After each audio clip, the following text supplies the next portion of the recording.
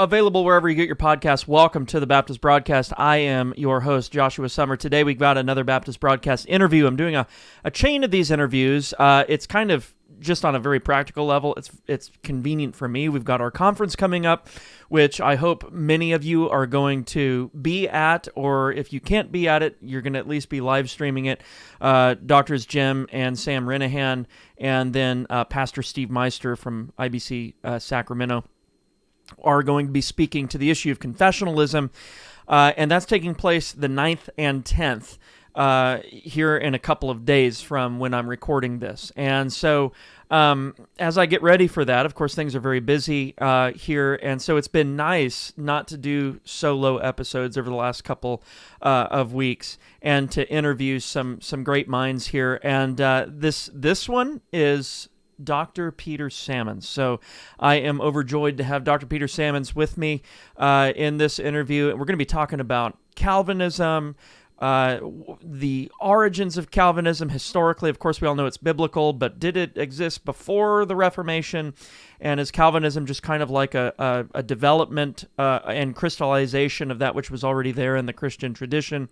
We're going to be talking about primary and secondary causality, man's responsibility in light of God's sovereignty, contingency, necessity, and things of that nature. So hope you guys are ready.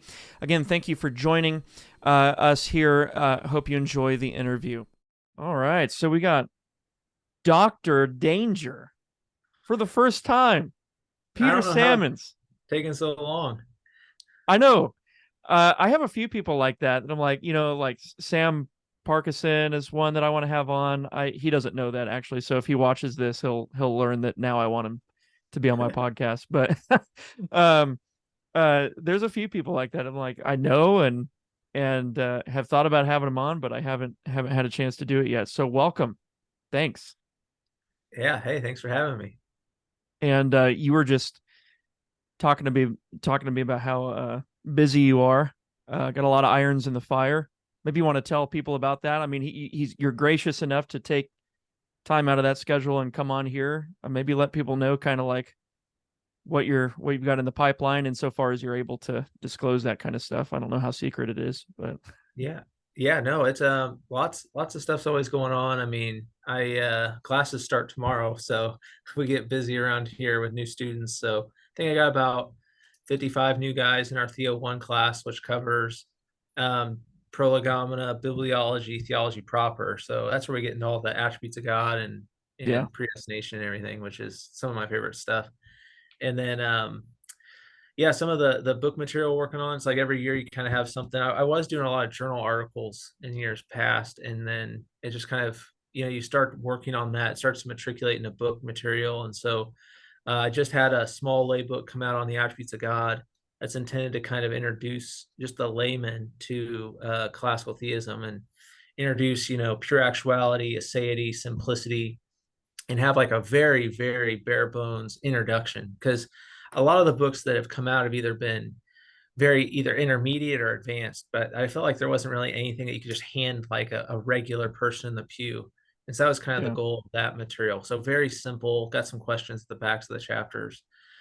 One thing I've been working on, though, for about a year, I started on it last year, was to take some of the material from my THM that I did on the active obedience of Christ and turn that into a book. And so that's, I'm slated to have that done for Kriegel. Kriegel did my academic reprobation book, so they're kind of doing some of my more academic titles. And so this one will be on threefold imputation, focusing towards the end of that on the active obedience of Christ. And then so that's due at the end of the year. And then next year I have one with the Red series, Christian Focus, on dual mediation. And that's a great series. I was just excited to be in it. I got the one by, the first one was J.B. Fesco's Death and Adam, Life in Christ, which is a great book. And then I got the one by Paul Helm, which was funny to see it because I actually read the articles out of the Yale series that him and Moeller did against each other. They kind of turned that into a book, but it's wonderful. So I'll be doing something on that, and then also a lay book on the offices of Christ. So just a little bit of everything, I guess. Yeah. No, that's good to hear. And for those wondering and maybe unfamiliar with with you, Peter. I'll just you're a professor at the Master's Seminary. What's your exact title out there, and how long have you been teaching? Yeah, so I think my title is an associate faculty. They change it based on every couple of years. You meet a benchmark and you go from like assistant to associate, or maybe it's the other way around. Maybe I'm an assistant. I don't know. Um, and so I'm at that second level. So I started teaching 2017 when I finished my PhD. I was just doing adjunct stuff and overseeing our distance ed, and then they brought me on full time a few years ago, and so this is my third full year, I think, starting up here. So yep. Nice, nice. And how long have you been? So you're a member at Grace Community Church. How long have you been with Grace? Oh yeah, so I came here in 2009 to attend master seminary and did my MDiv, THM and PhD all here, and so I became a member, I think, in probably takes about 6 months or so. It's probably 2009, 2010. So I've been here for a while. That's awesome. Yeah, lots of stuff going on out there, and I actually just saw Essential Church with a group Yeah. of church members. I think you knew that. I let you know, and it was fantastic. Really well done. So very encouraged by that, and Yeah, I was glad to hear you um, say that because I remember I was talking with some friends. I remember, like everybody, when you see something like that, there's a natural kind of hesitancy to be like, well, what is this all about? I still haven't even had a chance to see it myself. I mean, I kind of got to live it because I was here, yeah, but I hadn't seen it yet, and so I was kind of like, you don't want the big pat on the back, look at what we did. And I remember when you first messaged and said, hey, I saw it and I thought it was great. I was like, oh, that's wonderful. Because I yeah, think you give it that serious kind of evaluation of, okay, is it legitimately just like a good, really helpful documentary, that people will be edified by? That's not, just patting yourself on the back. And I figured you'd give it a fair shake, like if it was done well, you'd let yeah, us know. I'm glad that yeah. you enjoyed. And I didn't get that sense at all. Like, it wasn't like, hey, look at how well we responded to COVID. And in fact, it was candidly, it seemed candidly honest with the fact that, hey, we didn't have all the answers with regard to the relationship between the church and the state, and there were some things we had to reevaluate when the time came. And so it was humbly produced, I think, and and in that way it is extremely helpful. So it's even more helpful, than just, hey, here's how we responded, and maybe this will help you respond the next time something like this happens. It was helpful in that vein too, but it was really helpful when bringing the history into it, and then kind of saying also, hey, like many of you, this was something we were confronted with quickly, and we had to reevaluate where our stance was. And that was, man, that was my shoes at a very, a lot smaller of a scale, but it was like it happened so quick. And you're sitting there at your study or your computer or whatever, and you're reading the news headlines, and you're thinking, how am I going to lead the congregation through this? It's like unprecedented times. And so, yeah, it was just a good all around production. So, Yeah, I'm really glad to hear it. A lot of people just see the end result and they don't, see all the things that went in behind it. And I do think I'm glad that came through in the film because I know yeah. behind the scenes people were really humbly reevaluating things that we had said and thought for, decades because we'd never Hmm. had that kind of, you know, overhanded stuff from the government, especially here. I mean, we've always been a supporter of the police at our church. We Hmm. have a police appreciation thing every year. Pastor John and all the pastoral staff support the hard work that, some of these guys are in war zones in LA, and come to our Yeah. church and stuff. And so, it's just, yeah, something we had to look at with a fresh perspective. And I think it goes into like America and kind of the modern era we're in, where there's not the same kind of rich ecclesiology Hmm. historically. I mean, a non-denominational church only can go back so far, right? Yeah. Yeah. And so we didn't have built in a respect for, I think, what happened with the Puritans and the Covenanters and things like that, which I think they bring out in the film. And you realize that they had to live every part of their existence was government overreach, trying to change and squelch religion. So Yeah. Yeah. Well, yeah. speaking about Puritans and Covenanters, Calvinism. Right. And that's kind of why I wanted to have you on, is to talk about something in the vein, and of course it's a casual conversation. And so there's not a, we don't have a big old outline prepared. I sent Peter some questions and conversation prompts before this about 2 hours ago. So um, we're just kind of having a conversation about God's sovereignty, man's responsibility, and so on. You wrote a book called Reprobation and God's Sovereignty that dropped last year. Um, and so Recovering a Biblical Doctrine is the subtitle to that. And tell us a little bit about that as we kind of wade into the subject of God's sovereignty, man's responsibility, and so on. Yeah, I mean, it was one of those things that I don't know, discovered at a pretty early age with the doctrines of grace. When I became saved, I got saved, was trying to figure some of that stuff out, reading Romans 9, kind of floored with just what that's presenting to me about what I thought God was and what he was like as a very early Christian. I was raised in the Bible Belt, Missouri.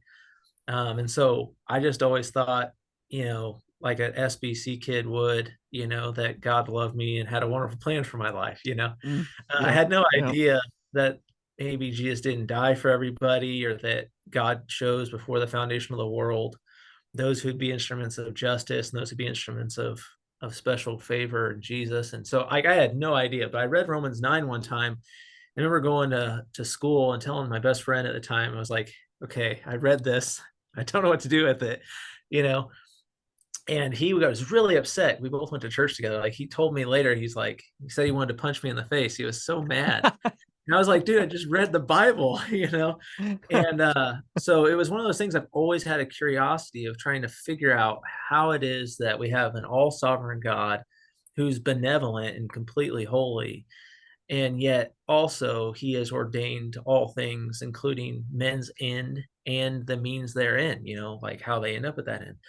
And so I've always had that interest. And so when I started to do my doctoral work about 2015 at master's seminary, that was just one of the topics that I was interested in. And my advisor was like, yeah, let's go for it. There's not a lot of treatments on that, particularly with relationship to causation. And so that's really what started it for me, just looking into it more historically. And so that book is just kind of the really simplified version of the 525-page dissertation. You cut that thing down, you end up with like 200, 300 pages. So Right. Right. Yeah. I mean, and full disclosure, I've read snippets from the book, but I've not read the whole thing. So I don't know how much you get into the historical aspects of the doctrine in that book.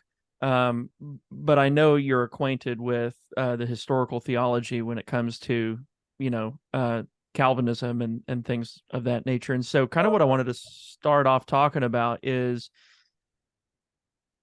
you know, when we're taught the cliff notes of Christian history and we hit the Reformation, sometimes the Reformation is portrayed as a time at which, that which had been completely lost down through the centuries from Augustine onward was all of a sudden recovered.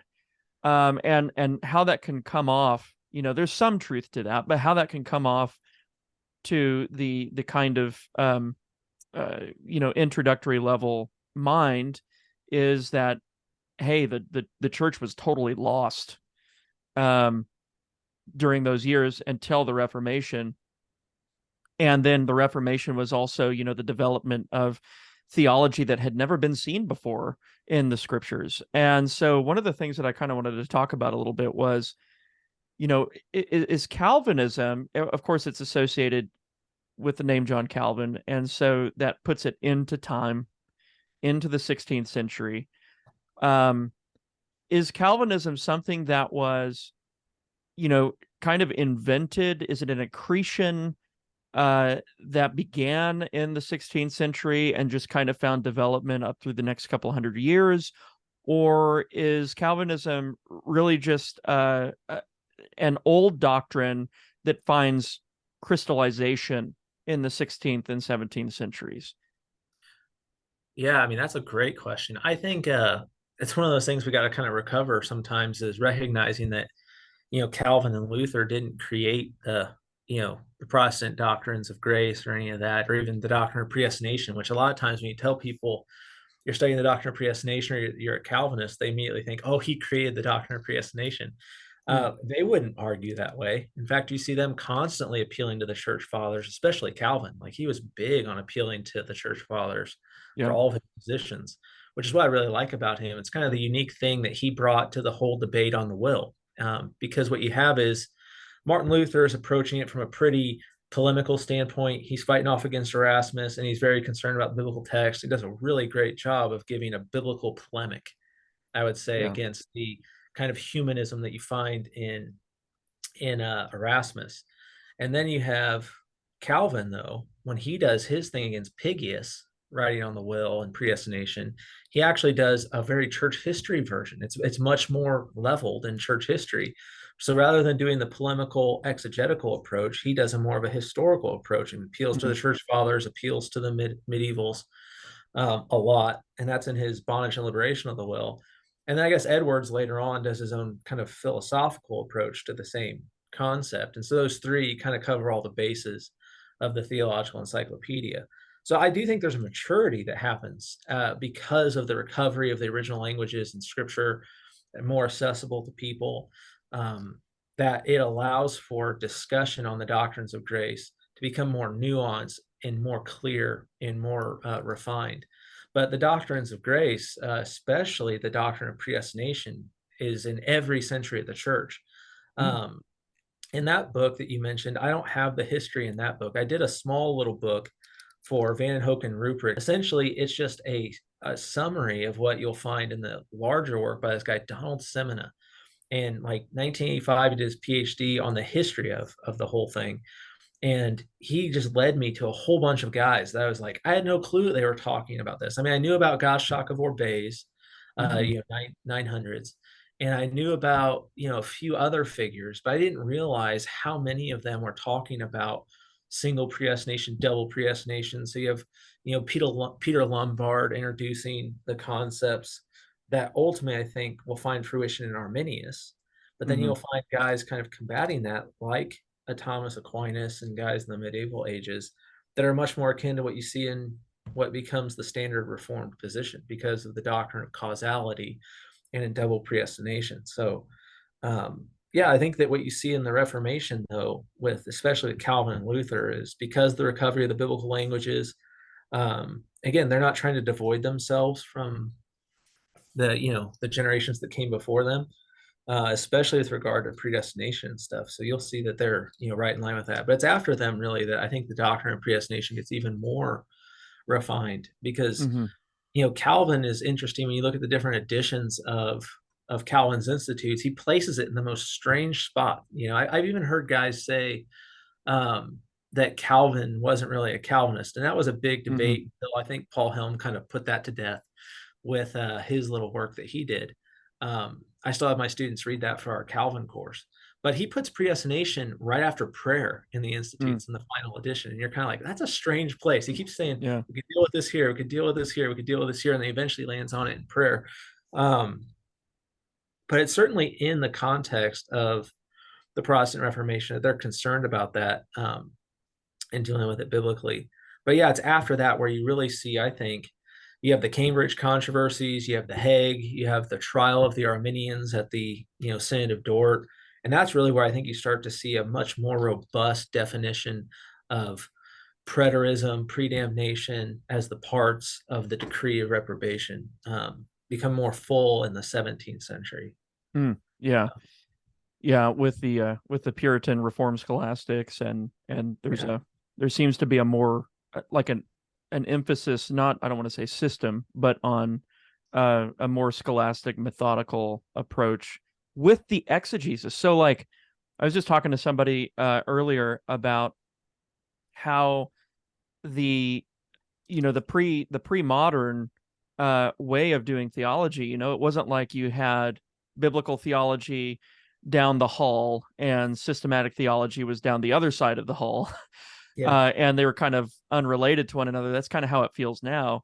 Back then, they were intertwined, they were integrated. And so you read the Puritans and you get systematic treatments of theology, but richly intertwined with exegesis of the scriptures, Uh-huh. going ad fontes back to the original languages and so on. And so, Yeah, I mean, yeah, you look at John Owen in Death of Death, and mhm, I still think to this day, it's the Titan that the Arminians haven't been able to deal with, right? mhm, The fact that it deals with all the problem texts at a very exegetical level, but gives yeah, you a way to talk about the harmony of the whole systematically against the various perversions of the Arminians.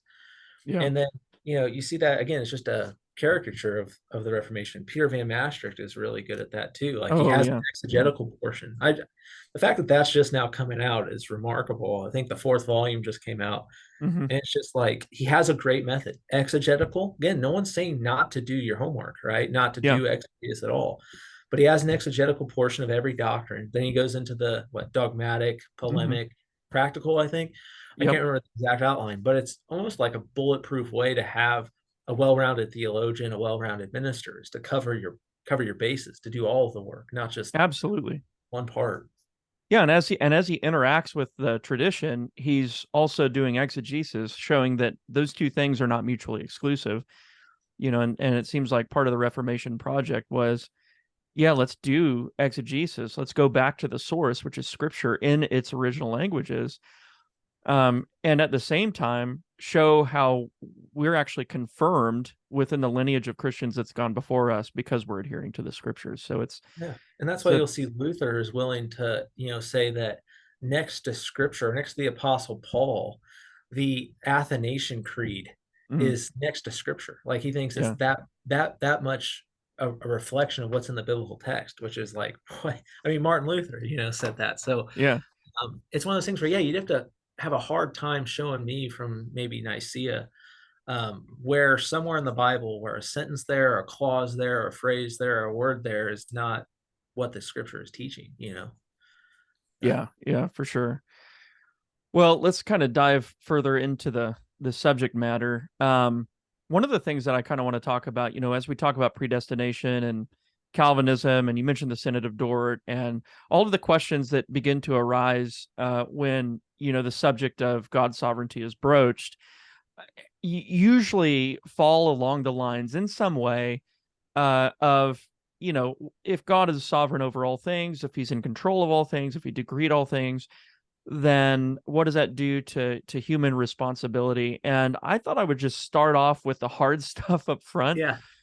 and get you to talk about first and second, or primary and secondary causality, or first and second causes, because one of the things that features heavily, whether you're looking at Calvin or even the confessional literature of the 17th century, is this notion of primary and secondary causality. And it seems that that notion plays a very important kind of cornerstone role in the further formulation of the relationship between God's sovereignty and human responsibility. So, to kind of bring the hard stuff out up front, first and second causes, could you maybe give listeners an idea of what those are?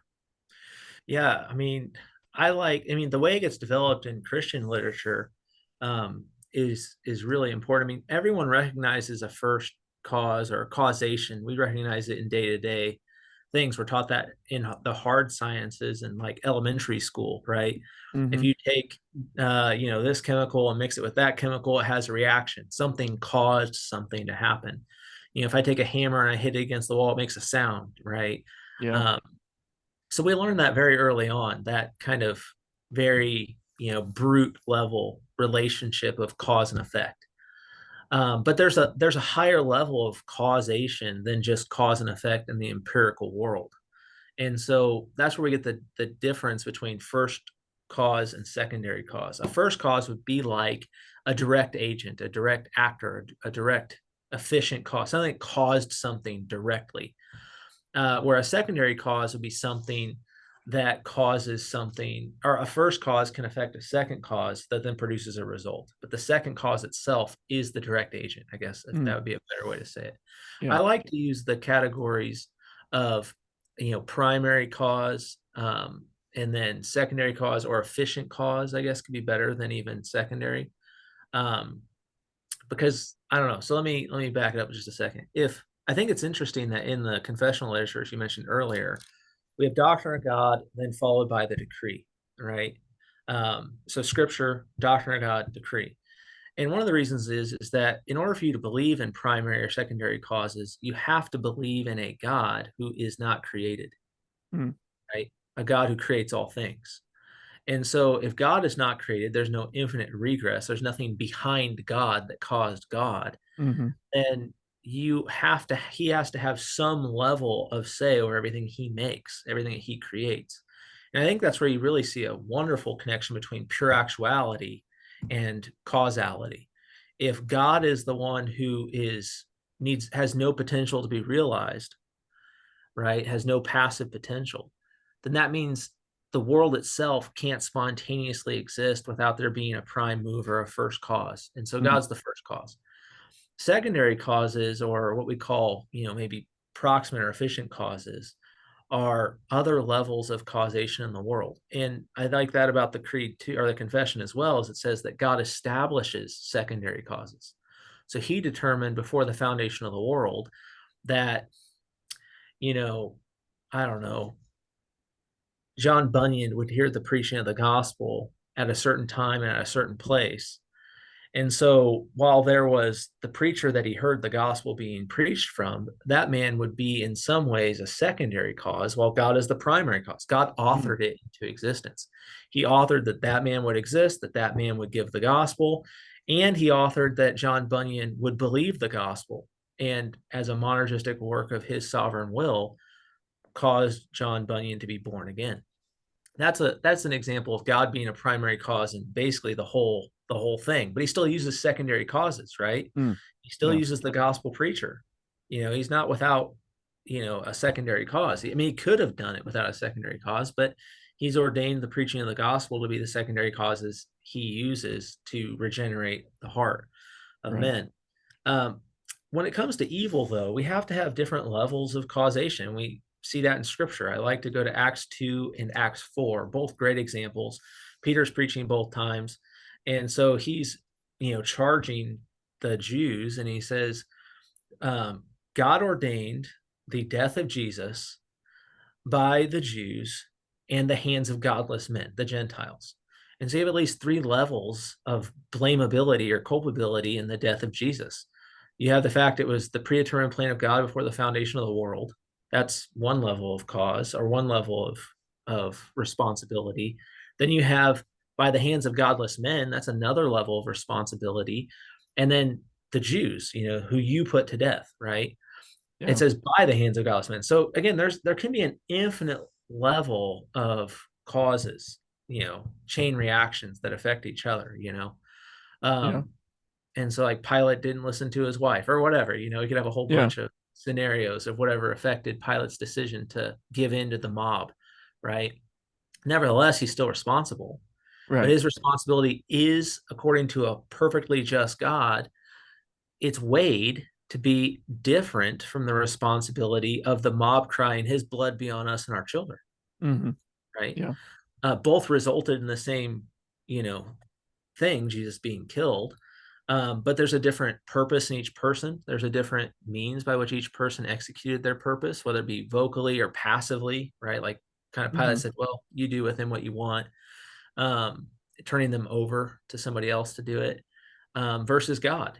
God's still Yeah. responsible ultimately for the death of Jesus. So I think as an ultimate cause, he's the highest level. He determines all things, but he's determined all those secondary and tertiary causes as well, that can have more of a direct proximate relationship to sin and evil that he Mm-hmm. can't Right.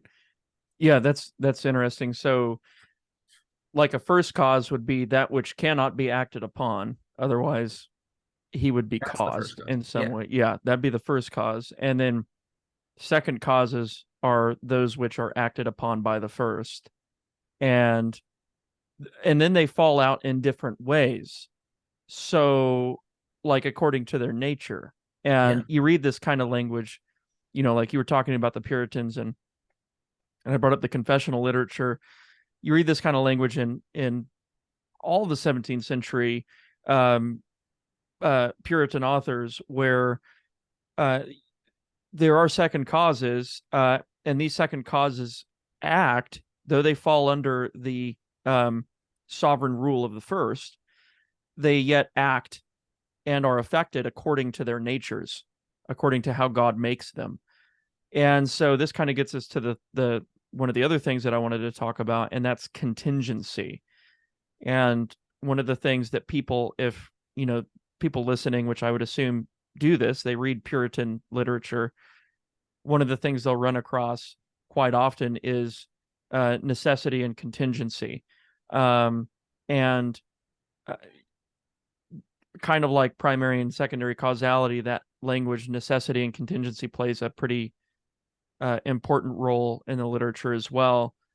Could you explain what necessity and contingency are? And then let's talk about contingency in relationship to the sovereignty of the first cause, if we can do that. Yeah, I mean, yeah, there's so much we could cover on just Yeah. that. I mean, so when you talk about necessity, sometimes guys use it differently. Sometimes guys will use necessity to talk about, for one, whatever God has ordained is necessary, meaning Mm-hmm. it has to happen because he ordained it.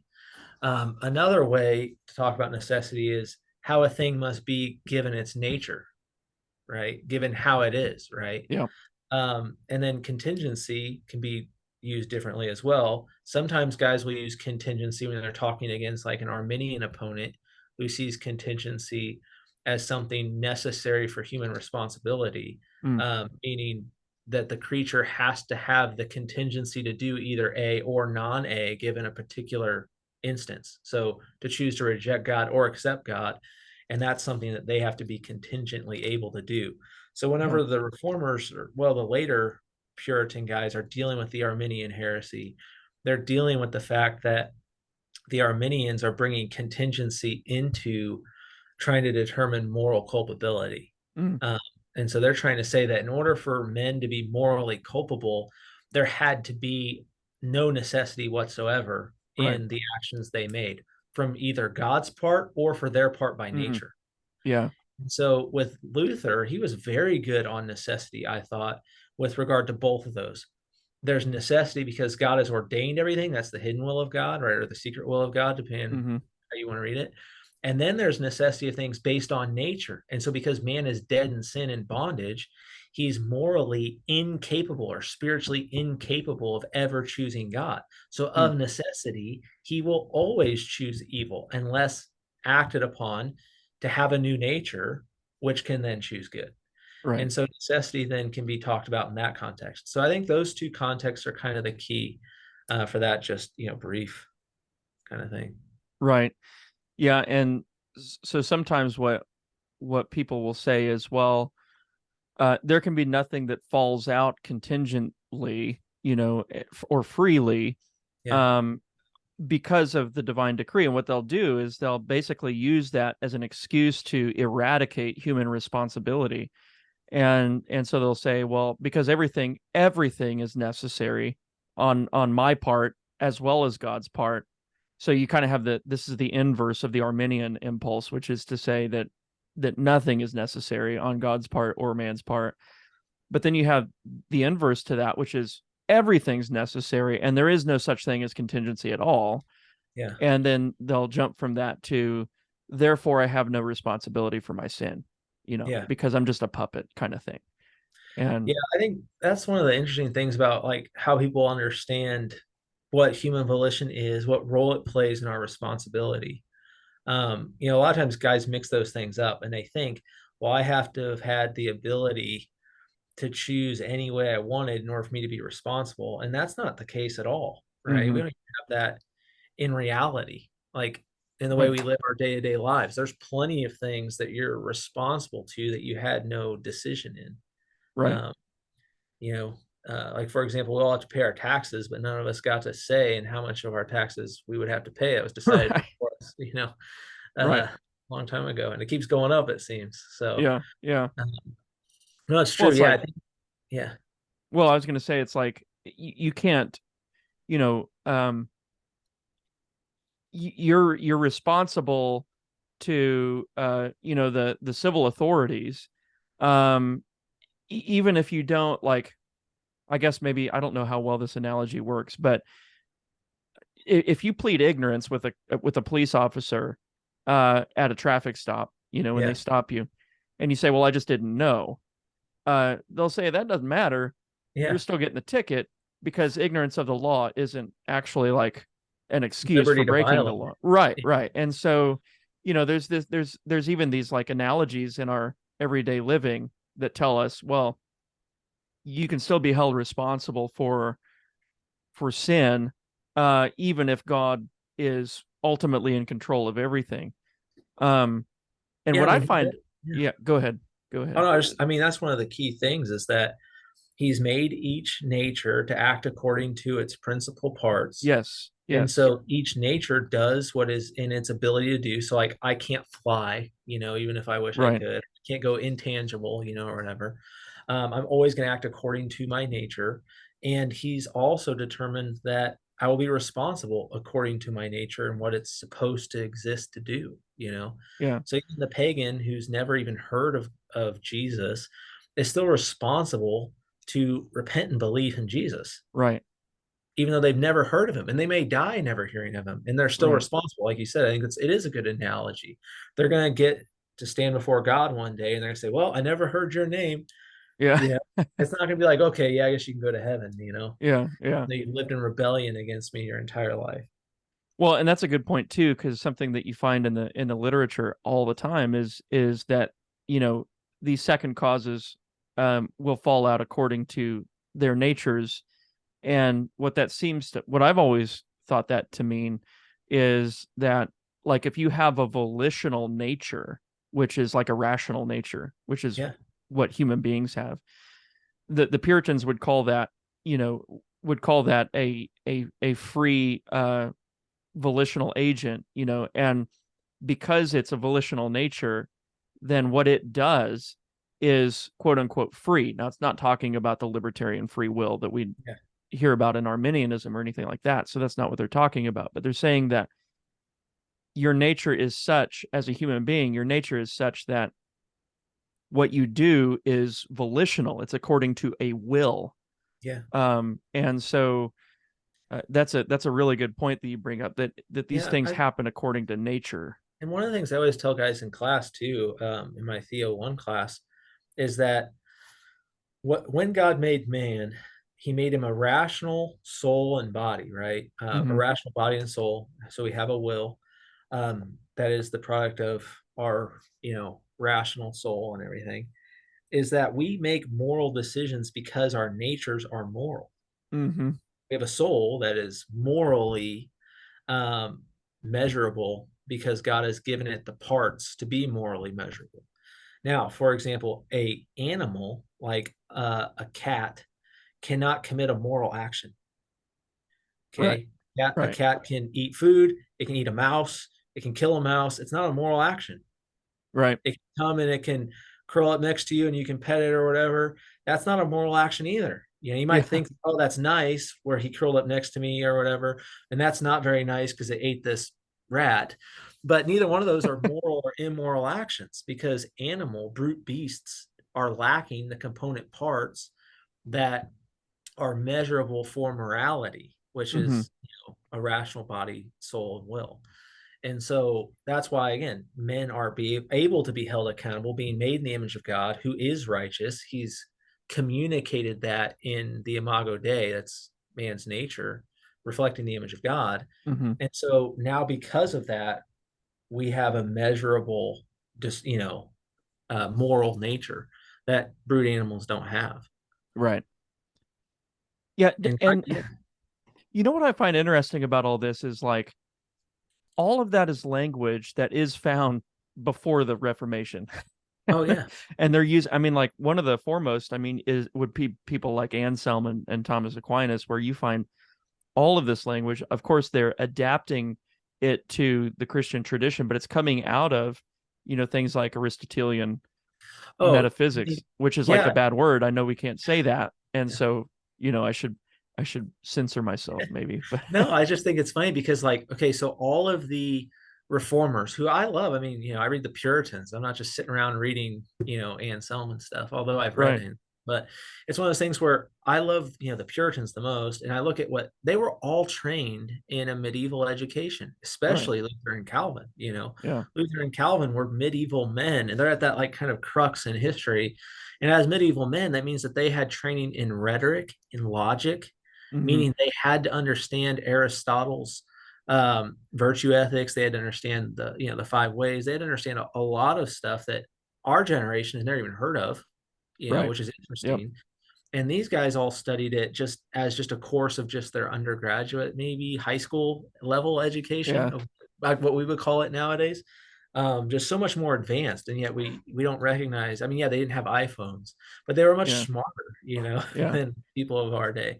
And they use those categories and they use the terms with historical meaning, that have weight to them. And so I just think that it's important not to pull them out of their context. You're not going to yeah, pull Calvin out of his context, or even William Perkins out of his right, context, John Owen out of his English, context, and just say, you know what? I don't need all the things that made them the men that they are, that gave them the technical theological precision. And I think that their training is why they're able to be so precise with their Bible exegesis. right. That's right. That's exactly right. It gave them tools that they were able to study because they're studying in Latin. Then they were able to understand Greek better, probably, than Hmm. most guys who didn't know Latin as a base language. And so, again, God gave them tools for their time to recover, the importance of Bible study and exegesis. That, again, all that language that's built into their education helped them to be more precise. That's why sometimes they're called precisionists, Yeah, because they're so yeah. precise. Well, So, and the implication of just kind of dispatching with all that is that they were all seriously misled, and and so you would have to say, well, if that's not important, if their background and their training isn't important, if their method's not important, which was scholasticism, um, then they were all misled, which puts us oh, in a yeah. position of being extremely, you know, I think to use the language of someone like Ken Ham would be chronological snobs. Or no, that's C.S. Lewis. That comes from C.S. Yeah. Lewis. Ken Ham uses it though. Yeah. So yeah, I don't know. I just thought that's a. I went It's to true. yeah. I mean, in I mean, 2018. Oh, go ahead. I don't know, I was just thinking, like, we do that all the time where we look at like a guy like Luther, and there's a reason why we reject, at least I reject, and I'm sure you reject baptismal regeneration, or some of Hmm. the stuff about his transubstantiation, right? Um, and so it's just like, or consubstantiation, whatever. It's one of those things where we're like, why do we reject that out of Luther, but then embrace, his exegetical method or something, and I think a lot of times guys don't recognize either that when they hear scholasticism, this is one of the things I'm still combating ever since, uh, you know, I wrote that small article for Credo. It's like Hmm. guys didn't read past the first paragraph, I don't think. But it's one of those things where people forget there are multiple schools of scholastic method. It's a method, not a Right. doctrine. Right. And it's a method of how do we learn, Yeah. right? Yep. We're taught to do that. Well, at least we teach every student that comes through the master's seminary, and they have for decades, how to ask questions when you come to the biblical text. Who wrote Yeah. this? Why did he write it? To what audience is he writing it? Like, you get generic theological questions or observations that you make of the biblical text just in your first reading, right, of the biblical text. That's a method, right? Yeah. You're doing Yeah. a method there. And it's either a correct method to ask the right questions, or it's an incorrect method, which is a whole different school of scholastic method too. Right. So yeah, I don't know. I just think that's important to throw in there, just because when you talk about scholasticism influencing how these guys did, they were asking questions of the biblical text Right. using the method that they were taught in the scholastic schools. Um, Yeah, you think about it in terms of the nominalists versus the realists, and you had nominalists and realist scholastics, but you couldn't have more of a disagreement in terms of their content. yeah, And so it's absolutely. a method, a way of organization and teaching rather than a doctrine that's taught that bears a ton of content. But That's why you can have Peter Vermigli, the firebrand, one of the guys of yeah, the Reformation. I think they called him the Phoenix or something like that. I can't remember. But he had one of those cool names, right? And he's a scholastic through and through, his method and everything, even writes like mhm. that.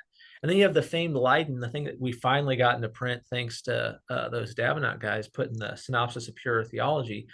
That is a standard at Leiden that came out at the time with all the theology guys, profs working together to work on that volume, written according to the scholastic method. And yet that is all the polar opposite of Yes, obviously the Roman Catholic Church and things of their day. In fact, they're using the scholastic method to combat the Roman Catholic Church yep, with that kind of leading question and answer sort of style of educating their churchmen.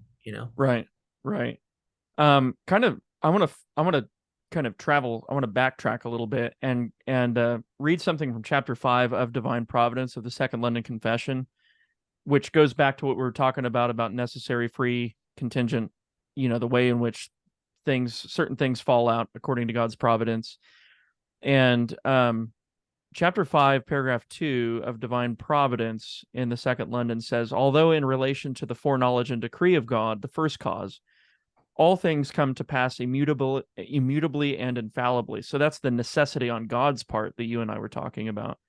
So that there is not anything befalls any by chance or without his providence, yet by the same providence he ordereth them to fall out according to the nature of second causes, either necessarily, freely, or contingently. And I don't know if you've run into this kind of language before, but one of the things that I've read before that's kind of helped me understand the difference between those things, like, okay, how does something fall out according to a necessary second cause? And I think the analogy has been used of like the sun, Yeah. where the sun, like as the sun, it shines. That's just what it does. It shines. It sends forth rays, and like if it didn't send forth rays, it wouldn't be the sun. Yeah. It would be something else. And so that would be like one way in which something falls out according to a necessary second cause. Like the sun shines in virtue of its nature. It's a Yeah. necessity of nature. And then freely or contingently would be like what we were talking about with the human volition. Like we make choices, and that's what they mean by that. We're of such a nature that we make Yeah. moral and rational judgments. Yeah, like and Um, another good example, even there with Providence, is it's not even exclusively just human. Like we have, mhm, um, I think I've seen or used maybe in lectures and things like the example of an apple and a tree, right? An apple can fall from a tree of necessity because of gravity over time, right? Just because its right. nature is such that if it sits on the vine for too long, it shrivels up at the vine level, becomes too heavy in the fruit level, and falls to the ground. That can Yeah. happen in nature. It can also happen um, freely in that some guy's walking by and he just pulls it off the tree. Yeah. It wasn't by nature that the thing fell, right? Yeah. It was the thing, a guy came along and pulled it off the tree. That would be a free Right. choice that the creature made according to his nature. Why? Yep. Yep. Well, if you're Augustine and you're a kid and you have a sinful heart to throw it upon the ground and just waste it, right? Yeah. He has Yeah. that moral conundrum in the Confessions, Yeah. or because he's hungry, right? And so he Right. pulls it down to eat it. That again can be a free or a contingent relationship there between the apple coming off of the tree versus falling of necessity because of just the weight of gravity. Yeah. Um, so yeah, that's just another example.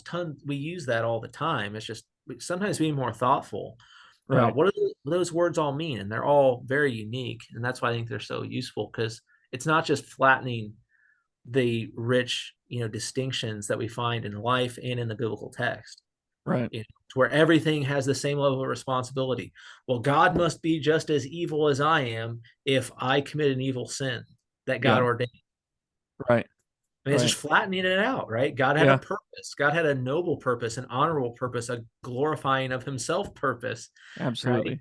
And I just Yeah. had a wicked heart. And now I'm going to try to get off the hook for it because, well, if I can blame God and think I can get away from it, the responsibility, then Yeah. that's what I do. Yeah. Um, Yeah. I suppose the last thing that I'd want to cover, we'll get off here soon, but and we kind of touched on this a little bit, but like fatalism and hyper Calvinism. I think everything that we've said up to this point would kind of, if you took those two errors and fit them into our discussion, we've probably already addressed them at some level. Like fatalism, that's kind of, and on a pastoral level, I mean, just in my experience over the last 4 years of pastoring, one of the things that I've run into is, um, brothers or sisters that um, have received a doctrine of the doctrines of grace, and then because of an earnest mistake, uh, they've made the mistake. They've fallen into the error of thinking, well, I don't, responsibility is kind of this nominal thing that doesn't really matter that much. And so there's this almost like kind of like lurking fatalism. Yeah. Well, it's going to happen anyway. God's ordained it, so I don't have to take any sort of action Yeah, I or don't got to anything do like anything. that. You know, What's so funny is that with fatalism, especially as I was studying this a while back, is that comes from, the philosophers had to deal with that same question. It's hmm called what they called the idol argument. I yeah, don't know if your listeners would be familiar with the idol argument, but it's the same idea that, the philosophers, they didn't have the right view of God, obviously, but they believed in fate. They saw that there were traceable trajectories unavoidable in the skies, right, yeah, with the stars, and basically they're observing that it can't go a different way. They'd observe that if I mix this chemical with this chemical, it always has this reaction. There's not any variance. It's always the same, right? yeah, It's how they learn to make concrete consistently, right? Things like that. And so they recognize there's something called fate, or some kind of a guarantee that something's going to happen. hmm And so as they're teaching that, I can't remember if it was Socrates or Plato, whoever it was, he had to deal with the idol argument. And it was, right, well, if it's fated to happen, then it doesn't matter what I do, right? yeah, So if I'm fated to get better, then I'll just get better. Doesn't matter if I take medicine, doesn't matter if I go see a doctor. I'm just going to sit on this couch and just chill, because if I'm going to get better, I'll get better. right, And vice versa. If I'm going to get worse, then, well, it doesn't matter if I take care of my body, go to the gym, eat healthy, because you know what? If I'm going to die, I'm going to die. And the problem with, again, the pagan solution, and then also just that assumption, and especially with hyper Calvinism too, they both make the right, same mistake, is that secondary causes don't matter. yeah, You yeah, know, where we understand that God has ordained the secondary causes right, as a means to glorify himself. So God has ordained that you take medicine and that you go to a doctor. That, I always find it funny, whenever you hear about, especially nowadays, you have all these women who decide, you know what, I do not want any help when I go to the give birth. I want all natural, no epidural, no painkillers for me. And I'm like sitting there thinking, I mean, okay, hey, don't want to, slam. I mean, that's a personal decision or whatever. But I yeah, don't understand the thought of, why wouldn't I want to take advantage of God's common grace, right, the means that he has given of having, doctors and nurses and people help, so that way we lose less women and children in childbearing than we did 200 years ago. yeah, you know right, that's exactly, ordinary means of grace, that not ordinary grace, sorry, common grace that God right, uses. Definitely not ordinary means of grace, but common grace that God uses in our lives, which means it's a secondary cause. So God has ordained that secondary causes like doctors and medicine would help us in our daily right, lives and have a for result. sure, And in an even more important way, same thing with preaching the gospel and evangelizing our lost loved ones or coworkers or friends, right? yeah, yeah, And realizing that God uses those means. And right, it also is a comfort to know that it's not up to you either, right? So yeah, you don't have to have that whole, "Oh, I just didn't try hard enough. Oh, I just wasn't convincing enough. Oh, I can't sleep tonight because I know I should have said this, this, and this." And then maybe yeah, they would have believed. Can yeah, you imagine the weight of a burden like that, trying to, especially whenever a loved one dies, yeah, for the rest of your life, thinking, "If I had just been more intent or have been yeah, more persuasive," it doesn't rest on us that way. So yeah, that's why the yeah, Christian can say, hey, it's in the hands of providence, yeah, right? I still have a responsibility to, love my neighbor as myself, and to preach the gospel, and to be a good, witness and steward and all that. So yeah, so for authentic Christianity, there is no idle argument, so to speak. yeah, There's no just, yeah, well, if it happens, it happens, fate.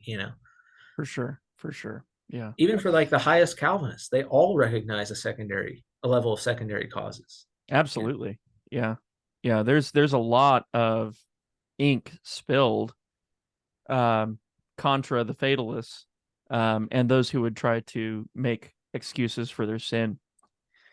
So it's, yeah, man, thanks a lot. I appreciate you coming on here. I'm going to go ahead and wrap things up, I think, if that's okay with you, unless you had anything else to add. Yeah. No, I mean, I could talk all day, so it's probably good to wrap me up. No, I'm gonna get off here. I have got a some gym time scheduled with a member of the church that we go weekly, so Nice. that's always fun. But appreciate you coming on and hashing these things out. Maybe next time when you come on again, I don't know, we'll be able to make fun of Mike Riccardi or something. Yeah, I know. He's probably doing something really studious right now with his time. And so, Yeah, and we're just talking about the doctrines of grace, yeah. you Oh know. yeah. I mean, he'd be Oh good. yeah. Oh, man, if you get him wound up on limited atonement, he may not stop. So, as I mentioned Yeah. Owen earlier, I should have mentioned Mike in the same breath. It's like there you go. It's All good right, stuff. man. Well, we will see you later, and Yep. thanks again. And we'll look forward to having you back on. All right. Yeah. Let me know. We'll talk to you later. All right, man. See you. Yep. See ya.